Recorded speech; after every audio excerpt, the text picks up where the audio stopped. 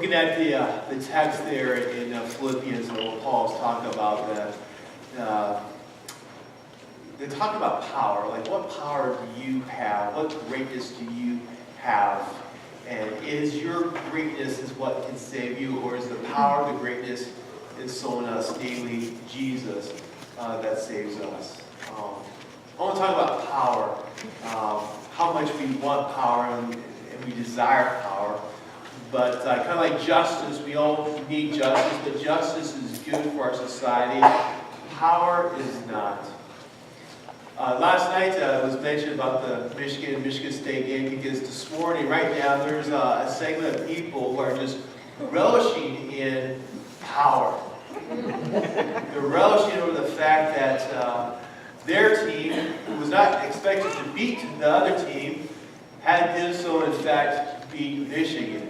And so now there's lots of power. And what that power and that's the thing about the Michigan State game, it comes every year. We look forward to it because whoever wins that game for a whole year will have that power over their coworkers, or power over their neighbors, power over their fellow church members to say, like, hey, we beat you. Their lives could be falling apart. They could be on the deathbed. They could be dying. And it says, at least Michigan State beat Michigan, and that's all that matters. That's that power that speaks volumes. Now, in that case, I'm just being tongue-in-cheek and being funny, but that's why we desire power, because power puts us first. Power puts us ahead. Power gives us strength. Power makes us more important. Power gives us more worth. And that's its destruction. Because when we look for power, when we try to gain power, power does put us above everyone else. And ultimately, power makes us look towards ourselves for greatness. There, a book I read by Chuck Colson. He worked for Nixon. He was special counsel to Nixon during his administration, and he was involved with the Watergate scandal that happened here in Washington, D.C. And in his book, he was talking about his time in the White House and trying to identify what led them to do what they did, break the law, to cover up and all that. And he said it was power. And he says, you just don't know how sweet that taste of power is, especially when you work in the White House. He describes with the staffers in the White House that there's a pecking order, and the closer your office is to the Oval Office, it kind of identifies how much power you have. And so it becomes everyone's quest to move closer and closer to the Oval Office, get closer and closer to that inner sanctuary of the White House, of the president, and being a close confidant of the president. And everyone strives to get that power. And even the president himself, when you are in the office, of how much power is given to you, so much so it's hard to give up on that power. And he describes all this, and he says that's kind of what really motivated us and made us do what we did. We need to do is that we didn't want to lose that power. We didn't want to lose that status. They say that's what power does. When we start thinking about ourselves, when we start putting ourselves ahead of everyone else, when we start putting our values, our importance above that of morals, bad things happen. We start doing things that we normally would never have done. We become arrogant. We become mean, unkind, unloving. And that's the destructive path of power. But as Paul writes there in Philippians, he says, all that greatness that we can achieve absolutely means nothing. I love this section of the book of Philippians. In fact, the whole book of Philippians is such a wonderful text of Paul really just describing it in a way of how you live out your faith, your Christian life. And in this one particular section, he just talks about all that greatness that we have. look towards it for greatness. Don't look towards yourself or your achievements for power or greatness, because it means nothing. It's a loss. And Paul describes himself. Look at myself, Paul, as a Jew, I'm the greatest Jew there is.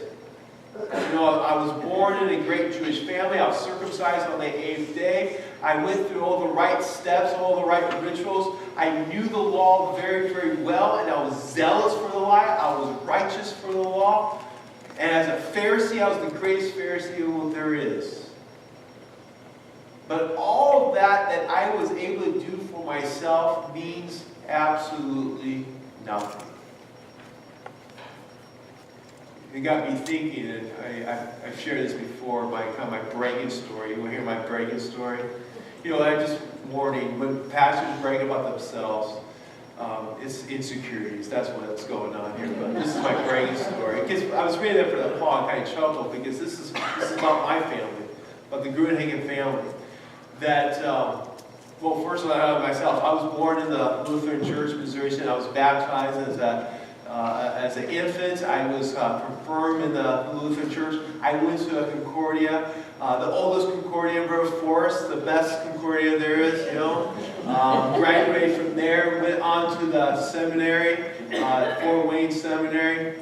And some also claim that's the oldest seminary, older than St. Louis, but there's a little debate about that. I become a pastor. I'm well versed in the scriptures. I study scriptures. I studied the confessions, the whole book of Concord. I don't think Martin has even studied the whole book of Concord.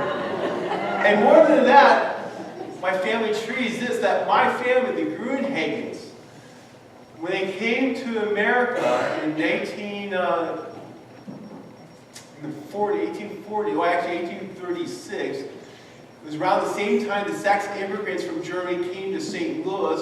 We eventually made our way to St. Louis, and we joined the Saxon immigrants. So my family's been part of the Lutheran Church before there was even the Lutheran Church, Missouri City. I am more of a Lutheran than Martin Luther himself.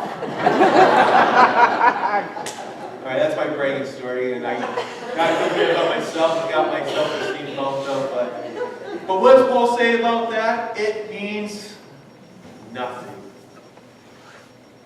It's all lost. It's rubbish. Because true greatness, true power, we can't manufacture it for ourselves.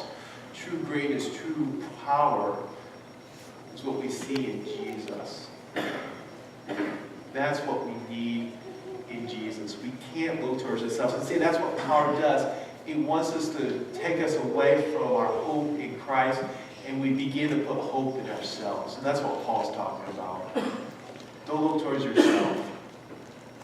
Don't look toward power within this world. It won't save you. In fact, it will destroy you. And that's the parable that Jesus shares. He was talking and confronting with the Pharisees once again in the context of this parable. He describes this master who had this vineyard. He hired his workers to take care of his vineyard, to harvest it, to maintain it. And after the end of the season, when the harvest was ready to be collected, the tenants, the workers, recognized how valuable this vineyard really was. And they've been working it all season long. They have tended to it, they harvest it, and they see great wealth, they see great power from this vineyard. So much so, they didn't want to give it up. So when the master sent servants to collect the harvest, the bounty, the workers would not give it over. They sent them away, they beat some up, they even killed some. To the point where the master says, well, I'll just send them my son. They have to listen to my son. He is the rightful owner of that vineyard. He's the one that deserves its wealth. And so he sends his son. The workers see the son coming, and they said, this is our chance. We get rid of the son, and finally we can have our own power. And they did that. They killed the son.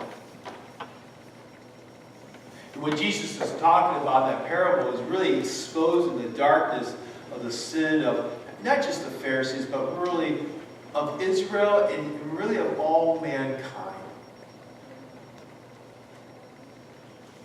That we get sucked into wanting some earthly power, earthly gain, that we're willing to give up and reject God himself so we can keep control of the things we have in this world. So that's what happened to Israel. God gave them their own country, their own land, and he gave them the covenant and established them as a sovereign country, as a nation.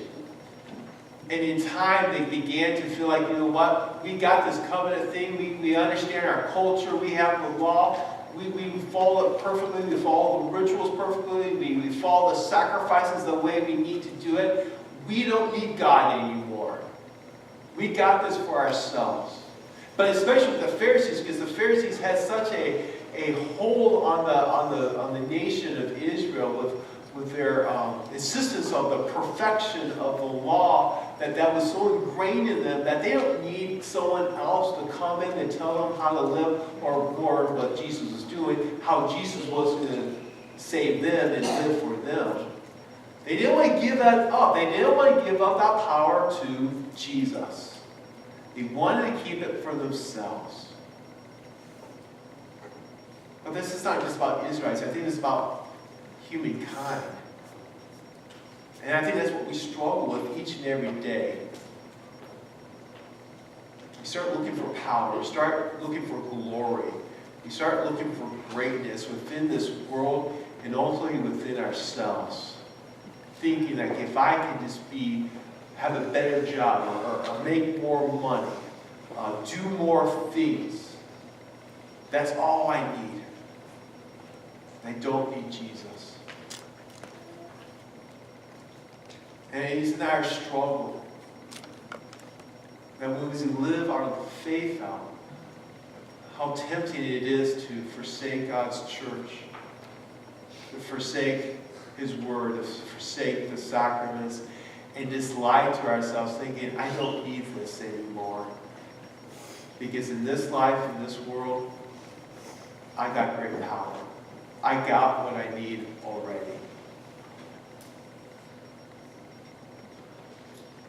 But again, what Paul says is all rubbish. And in the end, we begin to realize all the things we've done mount up to nothing. Scripture puts it this way: we are dust, and dust we shall return. Where we come to see great power, though, is in the sacrifice of Jesus on the cross and his resurrection from the dead. That's what we need. It's what the Pharisees needed. It's what the Israelites needed. It's what this whole world needs to see power. It's why we come and gather here. It's what we celebrate. It's what we hunger and thirst for, is the power that we see in Jesus. That's what I love about this hymn that we sung before the sermon, that it's not our works, but it's the works of Jesus. It's not our life, but his life. It's not our righteousness, but his righteousness. It's all the things that he's done that lives in us, that he gives to us. That we are his own, as Paul says. And we belong to him. And because we belong to him, and because of power that's in Christ, we run the race. Not by our own strength, but the strength of Jesus that works so powerfully within us. And that's why we come to celebrate here this morning. And it's why we do the things we do day in, day out, in our families, in our communities, in our church ministries, in our school, to find power, to find hope in Jesus. Amen. Please rise.